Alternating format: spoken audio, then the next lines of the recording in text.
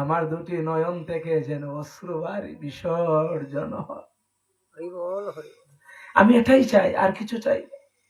এই প্রেম সম্পদ যদি আপনি আমাকে দেন, তাহলে আমার এই মানব জনম কানা সার্থক হয়ে যাবে। গুরুদেব বললেন, ভাই তুমি এতটি জনম আমার চরণে নিঃস্বার্থ ভাবে সেবা অর্চনা করার ফলে তুমি বুঝতে পারলে গুরুদেবের কাছে কি জিনিস চাইতে হয়। আমরা কি গুরুদেবের কাছে, গুরুদেব যদি বলতেন এই কথা চাইতাম, গুরুদেব যদি আমাকে বলতেন আমি কি এই কথা চাইতাম? চাইতাম না। কিন্তু কি চাইলেন? প্রেম। বিনা প্রেম সে নাহি মিলে নন্দলালা। আমাকে এই প্রেম দাও যাতে দুটি নয়ন, সুরধনী আর যমুনা দুটি নয়ন দিয়ে যেন কৃষ্ণ প্রেম, প্রেমের বন্যা বয়ে যায়, যেন দুটি নয়ন পরে আমি কাঁদতে পারি। আমাকে এই কৃপা করো। তাই প্রেম ভক্তির মহাজ নরোত্তম দাস ঠাকুর বললেন, গৌরাঙ্গ বলিতে হবে হরে পুলক সরিল, এবার হরি হরি বলিতে আমার নয়নে বয়ে নির, আরো কবে নি তাই চাঁদ ওরে করুণা করিবে, ওরে সংসার বাসনা মুরো এবার কবে তুচ্ছ হবে। সংসার আর বাসনা এটা যদি আমার দূরীভূত না হয়, তাহলে গোবিন্দ চরণ লাভ করা যাবে। তা এই যে প্রেম ভক্তি, এটাই গুরুদেবের কাছে চাইতে হয়। কিন্তু আমরা কি চাই? যে আমার ছেলেটা পাস করতে মেট্রিক পাস ভালো যাতে হয়, আমার মেয়েটা যাতে ভালো পাত্রস্থ থেকে বিবাহ দিতে পারি, আমার ছেলে যাতে একটা চাকরি হয়, এইগুলো আমরা চাই নিজের জন্য। ওইগুলা বিষয় বিষ, এইগুলা প্রত্যেকটা কি বিষ। গৌরা প্রভু না বুঝিয়া মইন, আপন কর্ম দোষে আপনি মদিন, সৎসঙ্গ চারি করি অসতে বিলাস। এই যে নরোত্তম দাস ঠাকুরের পদগুলা, বিষয়টাই বিষ। বিষ কাকে বলে? বিষয়। আমার যে বিষয়, যে আমার আমার আমার, এটাই বিষ। তাহলে এই যে সেবাটা, সেবায় লাগলে বলেই সেবায় কি দেবাবন্দি, আর বাকলে বন্দি গাছ। সেবায় যখন লাগবেন তখনই আপনি আমার শত শত জন্মের প্রারব্ধ কর্মফল নাশ হয়ে যায়। তাই গৌর হরি এই সেবা। তাই প্রত্যেকের সেবায় লাগতে হবে। নবদ্বীপে একবার যখন বন্যা হয়েছিল, তখন 103 কিলোমিটার গিয়ে দূর থেকে জল, বিশুদ্ধ জল আনতেন, এনে একটি কুনার মধ্যে রন্ধন করে গুরুদেবের সেবা দিতেন। গুরুদেবের সেবার্চনা করতেন কেমন?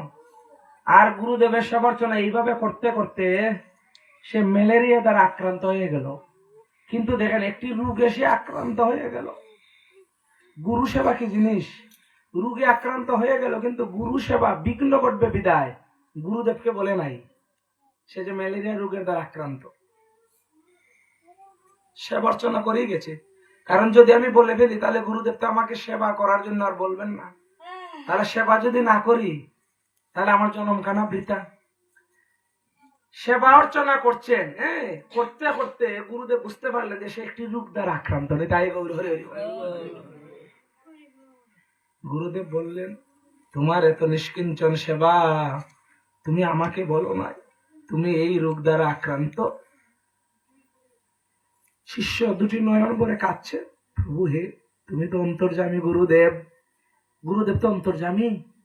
আমি যদি বলি, তাহলে তো আমি সেবার করার আর সুযোগ পাবো না। তখন যখন দেখছেন মৃত্যু যন্ত্রণা কাতরাচ্ছে, মৃত্যুর যন্ত্রণা কাতরাচ্ছেন, তখন গুরুদেব দেখতে পেলেন যে মৃত্যুর যন্ত্রণা সে কাতরাচ্ছে এই রোগে আক্রান্ত হয়ে। তখন গুরুদেব জপমালাটা নিয়ে তার মস্তকে রাখলেন, আর হাত বুলাতে লাগলেন, জপ করতে লাগলেন, আর বলছেন, যার গুরুর প্রতি এত নিষ্ঠা, গুরুর প্রতি এত ভক্তি, যার গুরুর প্রতি এত অনুরাগ, যার গুরু সেবার প্রতি এত ত্যাগ, তোমার যমরাজকে ডাকো, সে তার ক্ষমতা নেই আমাকে আমার কাছ থেকে তোমাকে ছিনিয়ে নিতে তাই মৃত্যুর দেবতা যম দ্বাদশ মহাজনের মধ্যে একজন। তুমি তাকে ডাকো, আমার কাছ থেকে তোমাকে কেউ আর ছিনিয়ে নিতে পারবে না। এই হচ্ছে গুরু সেবা। গুরু সেবা করলে যে পুণ্য হয় আর কোনো ভাবে এই পাওয়া যায় না, এই লাভ হয় না। গুরুকে যেভাবে শুদ্ধ ভক্ত চরণ ভজন অনুকূল, শুদ্ধ ভক্ত চরণ রেণু, তার চরণে যে ধুলি গুলা তার কত সৌভাগ্য। ধুলি তো মা অনেকগুলো আছে, কিন্তু শুদ্ধ ভক্তের গুরুদেবের চরণে যে ধুলিগুলা লেগে থাকে তারা না জানি কত জন্মের সৌভাগ্য। যে ধুলিগুলা গুরুদেবের চরণে লেগে থাকে, শুদ্ধ ভক্ত চরণ রেণু ভজন অনুকূল, ভজনের অনুকূল এই চরণ রেণু কেমন। এই শুদ্ধ ভক্তের গুরুদেবের সেবার্চনা যদি আমি নিষ্কিঞ্চন ভাবে করি, তখনই আমার কৃষ্ণ ভক্তি লাভ হয়ে যায়। তাই গুরু সেবা করতে হবে। আমরা অনেকেই গুরু চরণামৃত পাই না, পাই কিনা? আমরা যারা দীক্ষা নিয়েছি প্রত্যেকে গুরুদেবের চরণামৃত পান করছি কিনা? যারা করি না গুরুদেবের চরণামৃত পান করবেন। চরণামৃত দুইজনের হয়, কয়জনের? ভগবান আর ভক্তের। দেব দেবতার চরণামৃত হয় না। মনসা পূজা গেলে কি চরণামৃত খান? দুর্গা পূজা গেলে চরণামৃত খান কিনা? দুর্গা পূজা গেলে চরণামৃত খান। ওই চরণামৃত দেওয়া হয়, চরণামৃত না, মহাস্নান চরণামৃত না। চরণামৃত দুজনের হয়, এটা জেনে নেন। একজন হচ্ছে ভগবান, একজন ভক্তের। দুইজন ছাড়া আর কেউ চরণামৃত হয় না। ভগবানের চরণামৃত আর ভক্তের চরণামৃত, গুরুদেবের চরণামৃত পান করবেন, তখন আপনার ভক্তি দ্বিগুণ হয়ে যাবে। কৃষ্ণ ভক্তি যারা বলেন, আমি বারবারই একই কথাগুলোই বলি, যে যারা কৃষ্ণ ভক্তি নাই তাদের কৃষ্ণ ভক্তি হওয়ার জন্য তিনটে কাজ করতে হবে। কয়টা কাজ? তিনটি কাজ। নাম্বার 1, চৈতন্য চরিতামৃত গ্রন্থ জানিয়ে দিলেন, কি জানিয়ে দিলেন? ভক্তপদ দলি আর ভক্তপদ জল, ভক্তভুক্ত শেষ, এই 3 সাধনের বল। ভক্ত পদধূলি আর ভক্ত পদ জল, ভক্ত ভুক্ত শেষ, এই 3 সাধনের বল। গুরুদেবের চরণ ধুলি মস্তকে ধারণ করতে হবে, চরণামৃত পান করতে হবে গুরুদেবের, আর অধরামৃত গুরুদেব আহার করার পর যে উচ্ছিষ্ট থাকে, তখনই কৃষ্ণ ভক্তি হবে।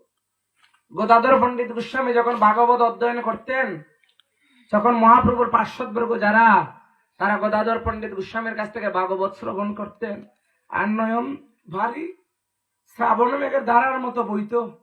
কারণ গদাধর পণ্ডিত গোস্বামী তো একজন শুদ্ধ ভক্ত। যারা মহাপ্রভুর পার্শ্বদবর্গ, তারা শুদ্ধ ভক্তের কাছ থেকে ভগবানের কথা একবার ফিসকারির মতো জল পড়তো, নয়ন জল দিয়ে, আর শ্রাবণ মেঘের ধারার মতো জল পড়তো। একজন ভক্ত সবে যদি কাঁদে, একজন যদি কাঁদে না, তার কি লজ্জা লাগে না? লাগবে না? এখানে প্রত্যেক ভক্ত কাঁদতেছে, একজনে কাঁদলো না, তার কি লজ্জা লাগে?